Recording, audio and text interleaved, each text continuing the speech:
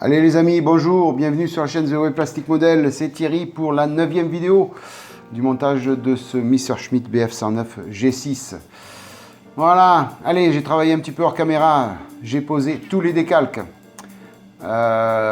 Donc tout s'est très bien passé au niveau des décalques, tout s'est très bien posé, ils sont de très bonnes factures, ben, c'est du Tamiya, hein, quoi qu'il arrive. Hein. Voilà, donc les décalques sont posés et j'ai repassé une couche de vernis pour protéger les décalques avant d'attaquer le whitering. Voilà, donc là j'ai passé du vernis à la bombe. Hein.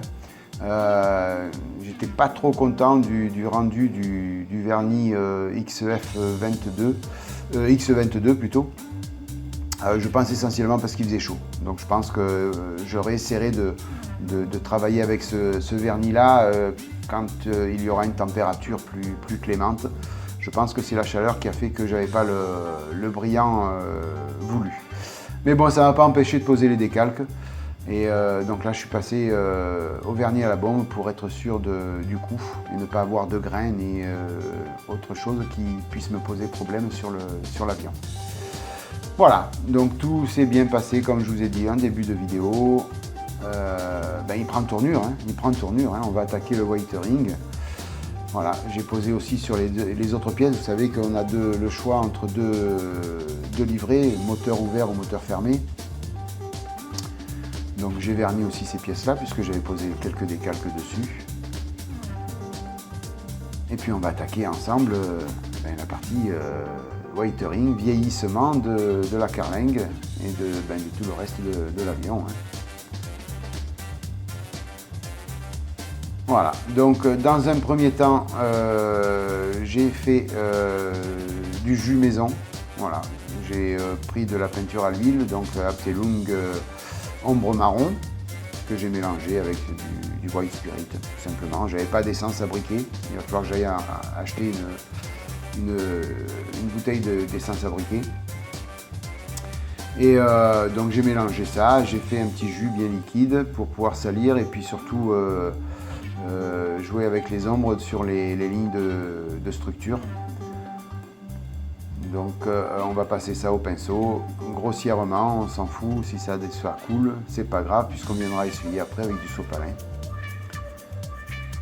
Voilà, donc il faut bien mélanger au fur et à mesure que vous faites, hein, puisque la peinture redescend un petit peu au fond, donc après on n'a que du white spirit à la surface.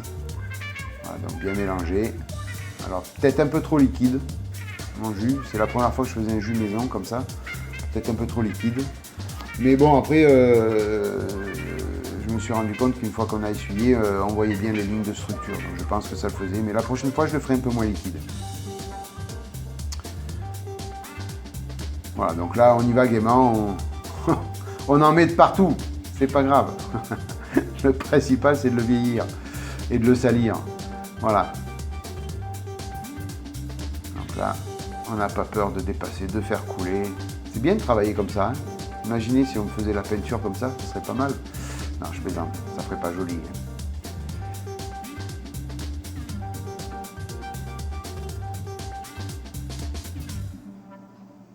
Alors c'est vrai qu'on se rend compte plus de ce côté parce que la peinture est plus claire de l'effet que sur le dessus, puisque la peinture est plus foncée, donc on a un peu moins de mal.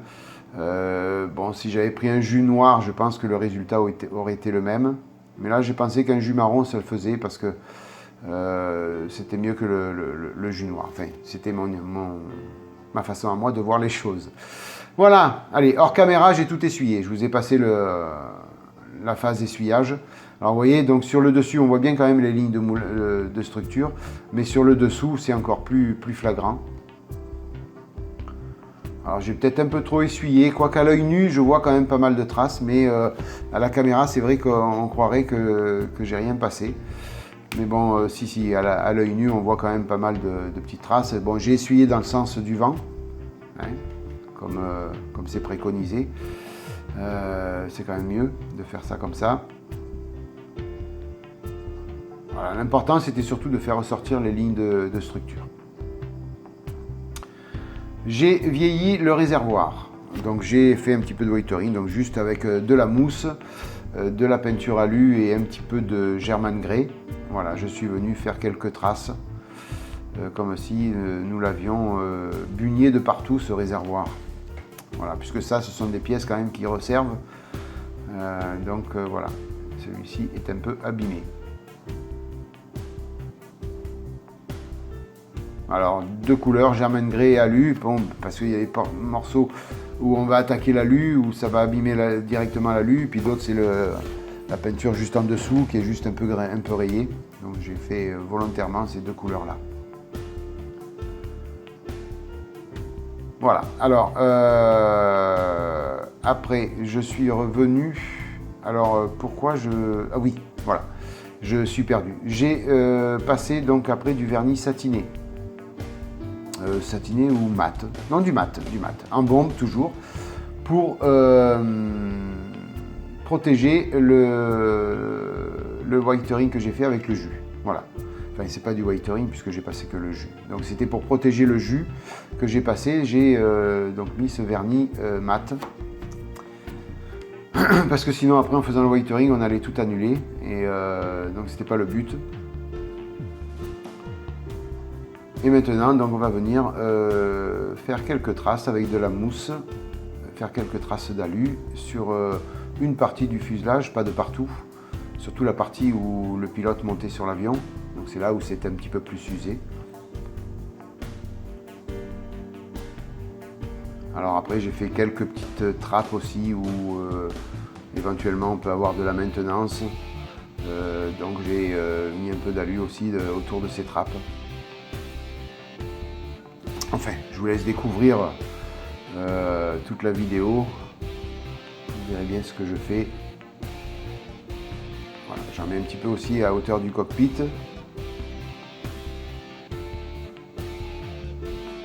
Alors vous verrez au final, j'en ai mis pas beaucoup, j'aurais peut-être dû en mettre plus, je sais pas. Mais bon, j'avais pas non plus envie de faire un avion qui est bon à la casse, quoi. Donc il fallait qu'il soit un petit peu usé. Et puis après, je vais faire beaucoup de salissures par contre avec le whitering. Donc je pense que ça fera l'affaire comme ça. Enfin, vous me direz dans les commentaires ce que vous en pensez. Vous me direz si ça suffit, si ça suffit pas. Je sais pas, hein, j'ai très peu l'habitude de faire les avions quand même. C'est mon premier sur la chaîne. En vidéo, j'en ai fait deux autres, mais c'était pas en vidéo. Donc là, j'utilise un petit pinceau, très pointu aussi, pour aller vraiment là où j'ai envie d'en mettre. Parce qu'avec la mousse, c'est pas évident, ça fait une grosse surface. Donc là, avec le pinceau, je vais vraiment là où je veux en mettre. Si je veux mettre une pointe à un tel endroit, je fais ça avec le pinceau.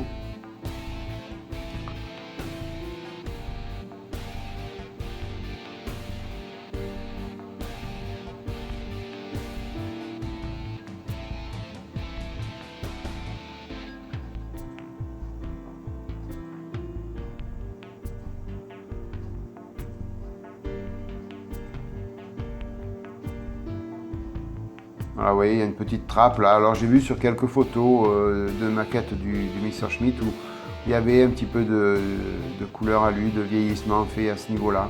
Donc je suppose que c'est une trappe qui devait être visitée assez souvent.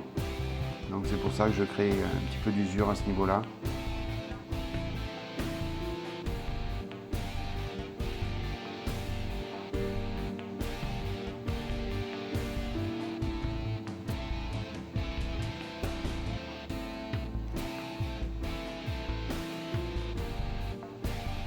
Alors après là je me rends compte que j'ai fait un poil trop gros quelques pointes, donc je viens les effacer avec de l'alcool à 70. Je viens atténuer ce que j'ai fait. D'où l'utilité, vous voyez, de faire une couche de vernis après le jus. Sinon, vous voyez, en faisant cette phase-là, on va tout retirer. Donc ce serait dommage quand même.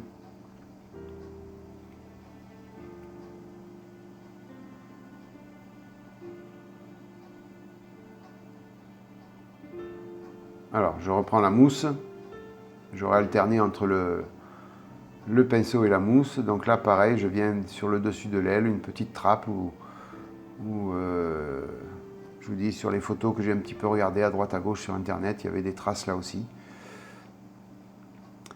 Après, sur cette trappe-là aussi, où il y a une croix rouge, donc je suppose qu'il devait y avoir la pharmacie dedans. Donc c'est une partie où on a besoin de l'ouvrir assez souvent. Donc là, je viens avec un petit cure-dent en plastique. Je me suis rendu compte que le décalque n'avait pas épousé bien la ligne de structure. Donc on ne voyait pas la trappe en dessous. Donc je viens appuyer, quitte à rayer un petit peu le décalque, c'est pas grave puisque c'est une trappe qui s'ouvre, donc éventuellement si c'est un petit peu rayé ou abîmé, c'est pas problématique. Mais bon, comme c'est verni, le décalque est protégé, tout simplement. Donc je viens recreuser un petit peu pour que l'on matérialise vraiment à la vue la trappe.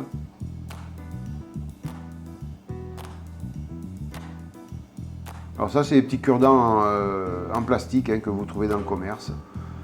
Donc c'est assez pratique aussi, c'est un peu plus souple, vous avez vu, donc c'est plus souple que le cure-dent en bois. Mais bon, c'est pratique même pour gratter un peu de la peinture quand on prend le chipping effect. Pour gratter la peinture avec le cure-dent plastique, c'est pas mal aussi.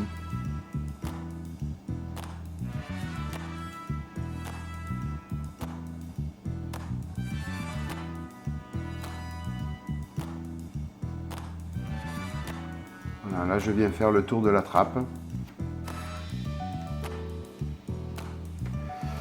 Voilà, donc je vais survoler un petit peu toutes ces faces parce que sinon ça va durer trop longtemps.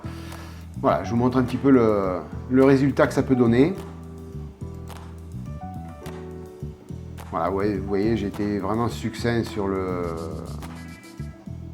tout le passage à lu. Je vous dis n'importe comment, après je vais salir tout ça. Donc certainement il y a peut-être quelques petites parties de passage à lu qui vont disparaître avec la salissure. Enfin, on verra au final ce que ça va donner. Ouais, ça sera quelque chose de sympa quand même.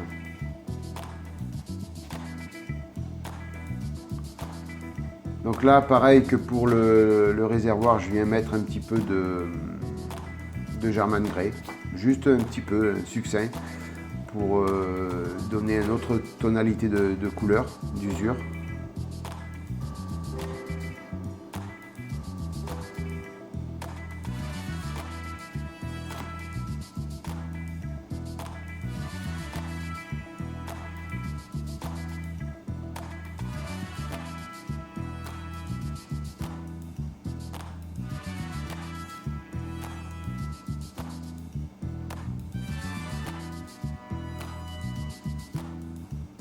Donc bien retirer de la peinture sur la mousse, parce que sinon après vous en mettez trop. Il faut faire bien attention à ça. Sinon vous faites que des grosses taches et là on n'est plus du tout à l'échelle, quoi.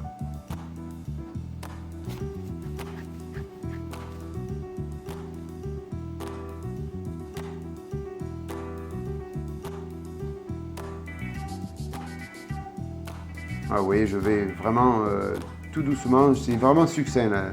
Cette peinture là, c'est succinct, le German Grey.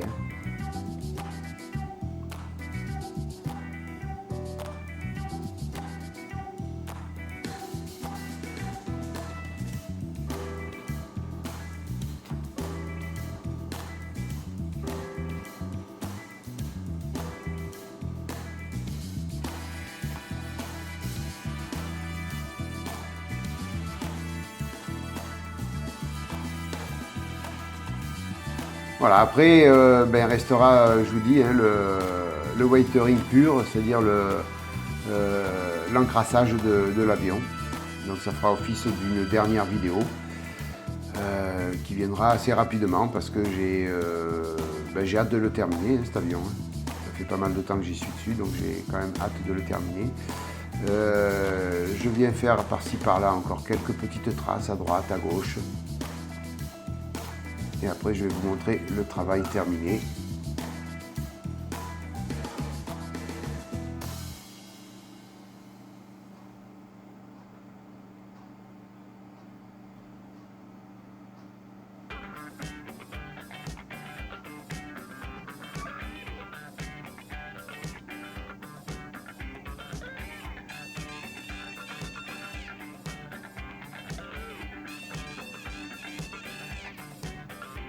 vous voyez là, je me suis rendu compte que j'ai appuyé trop fort, donc il y a une grosse tache d'alu. Alors j'ai réussi un peu à estomper, et puis je l'estomperai complètement avec le waitering. Et vous voyez, il faut vraiment aller doucement parce que là j'ai fait une grosse tache qui vraiment n'est plus du tout à l'échelle, malheureusement. Mais bon, j'ai réussi quand même à sauver ça.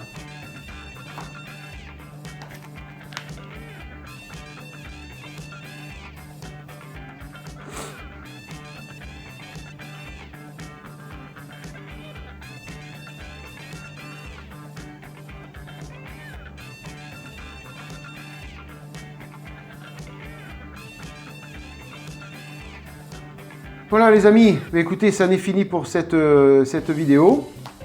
J'espère que ça vous a plu, que j'ai fait aussi le devant des ailes, hein, puisque ça je ne vous l'ai pas montré. J'ai fait ça hors caméra, donc le devant des ailes. Donc j'espère que ça vous a plu. N'hésitez pas à liker si vous avez aimé. N'hésitez pas à vous abonner si vous n'êtes pas déjà abonné.